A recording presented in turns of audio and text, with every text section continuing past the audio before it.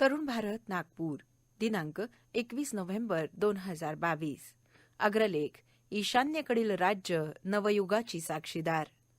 अरुणाचल प्रदेशातील पहिल्या green field विमानतळाचं लोकार्पण करताना पंतप्रधान नरेंद्र मोदी यांनी पायाभरणी झालेल्या प्रकल्पांचं उद्घाटन करण्याची आमच्या सरकारने नवी कार्यसंस्कृती विकसित केल्याचं सांगून अडकवणं, लटकवणं आणि भ्रमित करण्याचं युग संपल्याचं सांगून विरोधकांच्या टीकेला कार्यसंस्कृतीने उत्तर दिलंय. या विमानतळाची पायाभरणी मोदींच्याच हस्ते वर्ष 2019 मध्ये झाली होती. तेव्हा निवडणुका तोंडावर असल्याने विरोधकांच्या जिभा सैल झाल्या आणि त्यांनी मतं मिळविण्यासाठी हा कार्यक्रम पार पाडला असून हा प्रकल्प पूर्ण होणारच नाही अशी ओरड सुरू करून दिली. पण 3 वर्षात हे विमानतळ बांधून पूर्ण झालं आणि स्वातंत्र्यानंतर प्रथमच ईशान्येकडील भाग एका वेगळ्या युगाचा साक्षीदार बनला. स्वातंत्र्यानंतर अनेक वर्ष ईशान्य भारत विकासाच्या प्रक्रियेपासून दूर होता. विकास काय चीज आहे हे इथल्या जनतेला माहितीच नव्हतं. हिंसाचार तर 5वीलाच पुजला होता. इथली सरकार अस्थिर होती. जनतेचा राष्ट्रीय प्रवाहात सक्रिय सहभाग नव्हता. दिल्ली आणि ईशान्येकडील अंतर दूर होतं आणि सांस्कृतिकदृष्ट्याही हा भूभाग दिल्लीच्या संस्कृतीपासून दुरावलेला होता. डोंगराळ प्रदेशामुळे पावसाळ्यात इथल्या अनेक भागांचा शहराशी संपर्क तुटून जात असे.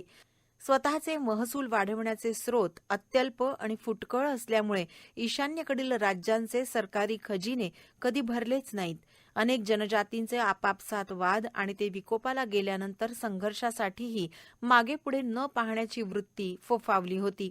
या सगळ्या परिस्थितीत भाजपाच्या सरकारांनी या प्रदेशात बदल करण्याचा निर्धार केला. ईशान्येकडील राज्यांसाठी स्वतंत्र मंत्रालय स्थापन करणारे अटल बिहारी वाजपेयी यांचं पहिलं सरकार ठरलं. असा विचार तत्पूर्वी कोणाच्या ध्यानीमनीही नव्हता. पण अटलजींनी तशी पावलं उचलली आणि ईशान्येकडील राज्यांना देशाच्या मुख्य प्रवाहाशी जोडलं. जेव्हा देशवासियांनी मोदींना देशाचं नेतृत्व करण्याची संधी दिली तेव्हा त्यांनीही अटलजींच्या पावलावर पाऊल टाकत या प्रदेशाच्या विकासाला हातभार लावला. मुख्य म्हणजे सीमावर्ती गावं देशातील शेवटचं गाव मानली जायची. पण मोदींनी ही व्याख्याच बदलवली आणि सुदूर सीमेवरील शेवटच्या गावाचा प्राधान्यक्रम बदलवून तो पहिल्या क्रमांकावर आणून ठेवला. त्यामुळे या गावांचा विकास, त्या गावांमध्ये रस्त्यांचं बांधकाम, वीज, पाणी, अन्न, वस्त्र आणि निवाऱ्याची कामं प्राधान्याने होत गेली. आज ईशान्येकडील राज्यांची शहरं बारमाही रस्त्यांनी जोडलेली बघायला मिळतात. तिथल्या पर्यटन स्थळांचा विकास झाल्याचं बघायला मिळतंय. मोदींच्या हस्ते अरुणाचल प्रदेशातील पश्चिम कामेंग जिल्ह्यातील 600 मेगावॅटच्या जलविद्युत प्रकल्पाचंही लोकार्पण झालं. त्याचा फायदा अतिरिक्त वीज उत्पादनात होणार असून त्यामुळे स्थैर्य आणि एकात्मतेच्या दृष्टीने नॅशनल ग्रीडला होईल. दिल्ली आणि ईशान्येकडील राज्यांमध्ये दुवा बनण्याचं काम केंद्रीय मंत्र्यांवर सोपवण्यात आलंय.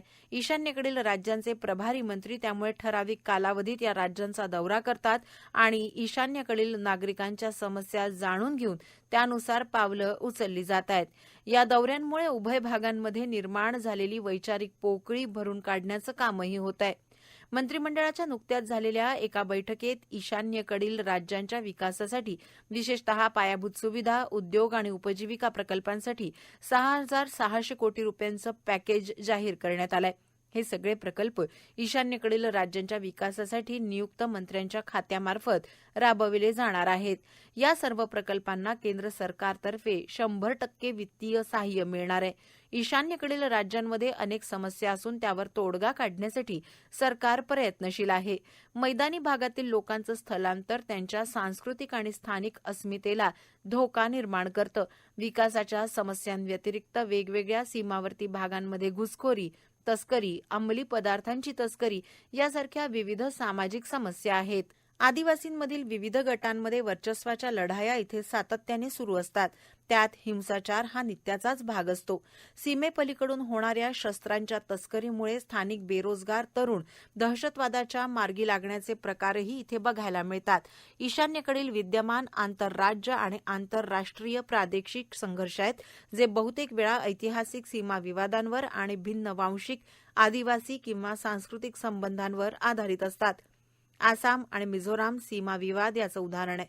गेल्या काही वर्षांमध्ये केंद्र सरकारने हिंसाचार माजविणाऱ्या अनेक गटांशी सातत्याने शांततेकरता चर्चा केल्या आणि युद्धविरामाचे करारही त्यांच्याशी केले. त्यामुळे सातत्याने संघर्षरत असलेल्या ईशान्येतील राज्यांमध्ये शांतता आणि स्थैर्याचे वारे वाहू लागले आहेत. ईशान्येकडील राज्यांमध्ये कमकुवत पायाभूत सुविधा आणि गुंतवणुकीचा अभाव हे परस्परांना बळकटी देतात आणि प्रदेशातील आर्थिक विकासाला बाधा आणतात. अनौपचारिक अर्थव्यवस्थेचं प्राबल्य आणि भारताच्या शेजारील देशांमधील अधिकृत सीमा व्यापार मर्यादित असण्याची अनेक कारणं आहेत. तुरळक लोकसंख्या असल्याने आणि संसदेत निवडक प्रतिनिधित्व असल्यामुळे संपूर्ण ईशान्य भाग सामान्यतः सरकार आणि उर्वरित देशाद्वारे दुर्लक्षित आहे.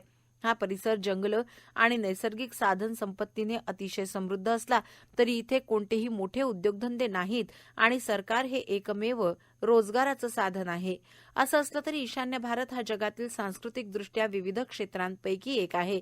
इथे 200 पेक्षा जास्त आदिवासी जमाती बघायला मिळतात, ज्यात अफूचं धूम्रपान करणाऱ्या अनोख्या आकर्षक जमाती, नागालँडमधील हेड हंटर जमाती आणि चेहऱ्यावर गोंदवलेल्या सूर्य आणि चंद्राची पूजा करणाऱ्या आपटानी जमाती. अरुणाचल प्रदेशातील झिरो व्हॅलीमध्ये या सगळ्या जमाती वास्तव्याला आहेत. या जमातींचेही आपापले अनेक प्रश्न आहेत. प्रत्येक जमातींना स्वतंत्र बोलीभाषा असल्यामुळे त्यांच्यात रोटीबेटी व्यवहार होत नाही. पण बदलत्या काळात या सामाजिक समस्यांवरही तोडगे काढले जात आहेत. मध्यंतरी आसाममध्ये ईशान्येकडील राज्यांमधील गुंतवणुकीच्या दृष्टीने एक आंतरराष्ट्रीय फेअर पार पडली होती. त्यात अनेक गुंतवणूकदारांसोबत त्या राज्यांच्या मुख्यमंत्र्यांनी समझोता करार करून गुंतवणूक खेचून आणली. ही जमेचीच बाजू म्हणायला हवी. ईशान्येकडील राज्यांना भेडसावणाऱ्या समस्यांवर उपाययोजना केल्या जात असून कुठल्याही नव्या प्रकल्पात अडथळे न आणण्याची भूमिका केंद्र सरकारने घेतली आहे. हा नियम केवळ ईशान्येकडील राज्यांमध्येच नसून तो देशभरात सर्वत्र राबवला जातोय. त्यामुळे वेगळ्या युगाचा अनुभव देशात सर्वत्रच येतो आहे. एकीकडे मोदींनी अरुणाचल प्रदेशात विकास प्रकल्पाचं उद्घाटन केलं आणि त्याच दिवशी वाराणसीत काशी तामिळ संगमचाही प्रारंभ केला. भारतातील विभिन्न भाषा या एकमेकांच्या भगिनी आहेत. त्यामुळे काशी तामिळ संगमममधून उभय भाषांच्या प्रचार प्रसाराचा मार्ग मोकळा होणार आहे. काशी म्हणजेच बाबा विश्वनाथांचं तीर्थक्षेत्र असलेली उत्तरेतील संस्कृती आणि सभ्यतेचं केंद्र असून त्याचवेळी तामिळनाडूला रामेश्वरमचा आशीर्वाद प्राप्त झालाय. काशी आणि रामेश्वरम या दोन्ही शहरांना शिवाचा आशीर्वाद प्राप्त झाल्याचं पंतप्रधानांनी सांगितलं. भाषेचा विकास हा विकासाचं पर्व घेऊन येणाराही ठरतो. त्यामुळे हा संगमम व्यापारासोबतच सांस्कृतिक, शैक्षणिक, राजनैतिक आणि कृषी विषयक घडामोडींचाही केंद्रबिंदू ठरणार आहे. राज्याचे मुख्यमंत्री आणि पंतप्रधानांचेही आशीर्वाद लाभल्यामुळे निश्चितच या संगममची रसाळ फळं जनतेला चाखायला मिळतील अशी अपेक्षा करायला हरकत नाही. दैनिक तरुण भारतचा हा अग्रलेख आपण tarunbharat.net या संकेतस्थळावरही ऐकू शकता. असेच अभ्यासपूर्ण लेख ऐका फक्त डिजिटल तरुण भारत सोबत. त्यासाठी आमच्या YouTube चॅनलला लगेच सबस्क्राईब करा, लाईक आणि शेअरही नक्की करा. धन्यवाद.